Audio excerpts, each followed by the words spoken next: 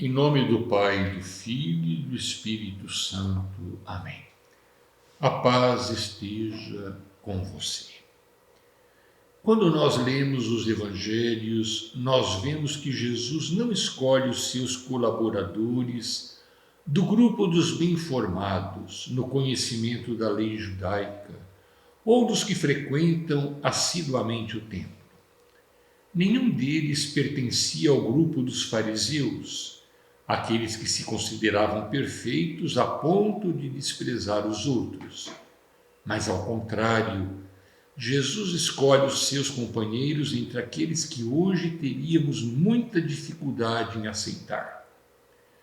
Jesus tem muita dificuldade em dialogar com os que são autossuficientes, que acreditam que não precisam de salvação e de perdão. Aqueles que se apoiam numa rigidez incapaz de ir além da justiça, que transformaram sua religião em dou para que dês. Jesus não veio instaurar um reino fundado na justiça humana, mas na misericórdia. O texto do evangelho que ouvimos neste domingo, Mateus capítulo 9, versículos 9 a 13, nos diz que Jesus não hesita em chamar um cobrador de impostos para ser seu discípulo. É importante lembrar que no tempo de Jesus, os cobradores de impostos eram considerados os mais indignos e por isso eram os mais rejeitados do convívio dos judeus. Embora não tenha chamado nenhum fariseu ou doutor da lei, ele chama um publicano chamado Mateus, que prontamente se levantou e seguiu Jesus.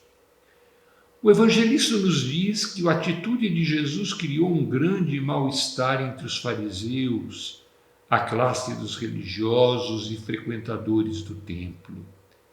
Jesus não só chama um publicano, mas entra na sua casa e se senta à mesa com ele e toma a refeição com os cobradores de impostos e os pecadores.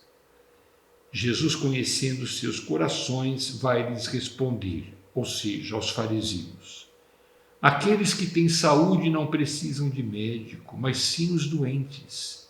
E para que não restasse dúvida, ele cita o profeta Oséias: aprendei, pois, o que significa quero a misericórdia e não o sacrifício. E termina reafirmando: eu não vim para chamar os justos, mas os pecadores. Para compreendermos a mensagem de Jesus, não podemos perder de vista estas palavras e atitudes do Mestre. Mais importante do que o pecado é o pecador. Rejeitamos todo o pecado, mas à semelhança de Jesus, aprendamos a amar e acolher os que erram, oferecendo-lhes sempre a oportunidade de libertar-se dos seus erros e caminhar com Jesus no caminho da verdade e do amor. O Senhor esteja convosco, Ele está no meio de nós. Abençoe-vos Deus Todo-Poderoso, Pai, Filho e Espírito Santo. Amém.